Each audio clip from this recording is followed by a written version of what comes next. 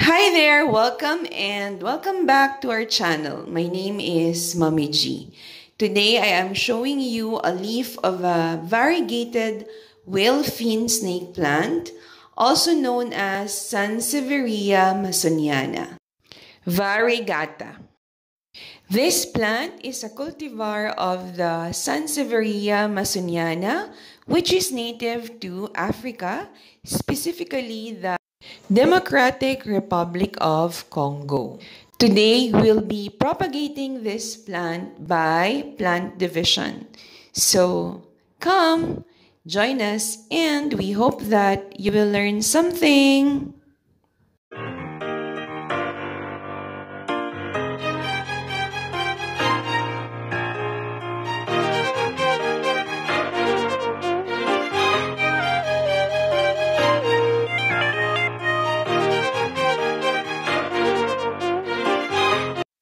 These are our whale-fin snake plant, the variegata on the left and the original form on the right. Also known as Sansevieria Masoniana, this plant gets its name from its broad paddle-like leaves that resembles that of a whale fin.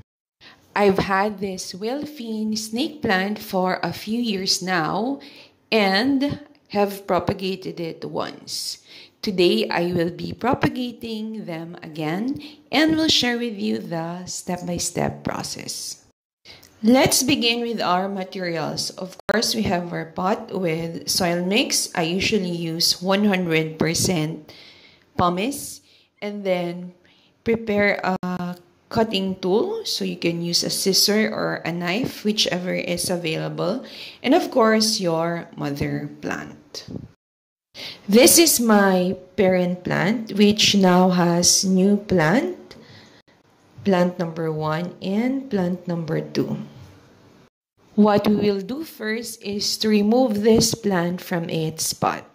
So remove your plant from the pot and then clean up the root system so it is easier to identify the areas where we need to cut or where you can cut.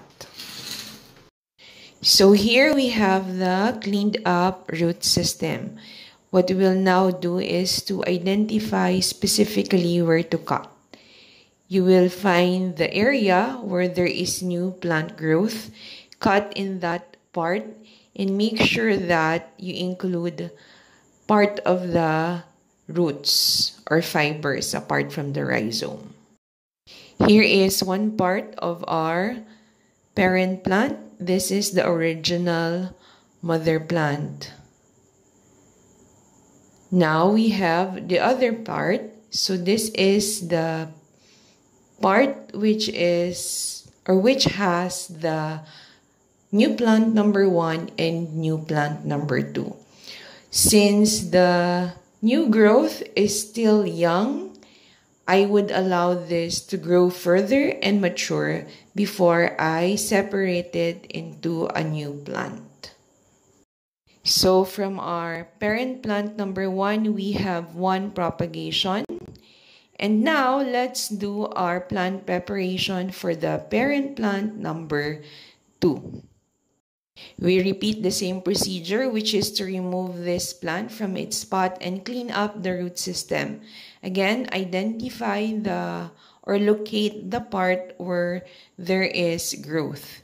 Here, we can easily identify that and cut in that area. Make sure that when you do the cut, you leave part of the fibrous root system so as to allow the plant to have a higher chance of survival. Okay, so let's make that cut. So now we have here 2, the parent plant on the left and the new plant on the right. So here we can see that at the bottom part of the rhizome, there is the white part. That white part is where there will be another plant growth. So we will leave that part as is so as to allow the new plant to grow. Okay, so now we are in the transplanting process. Let me share some tips when I do the transplanting. Usually, I choose a pot that is small for the plant because what happens with new propagations is that it may encounter root rot. To avoid this, I choose a pot that is quite small because it will hold much lesser water. Note that snake plants are succulent, so they can survive longer without watering. Now that we're done with the transplanting, we can water the plant. So here I'm just trying to clean the leaves as well while watering it.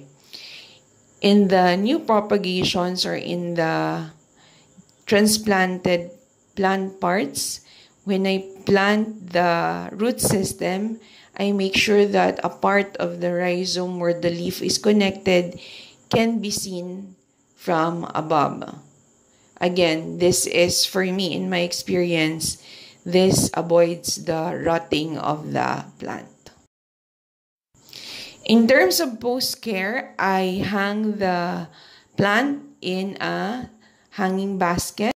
These plants are placed in an area where it can receive as much sunlight as possible. For this variety of the snake plant, direct sunlight is tolerated. And then I just water it when the soil is dry. That's it. We hope that you enjoyed the video and you learned something. For more plant videos, we invite you to subscribe to our channel as well. Stay safe, stay healthy, and we hope to see you in our next video. Bye for now.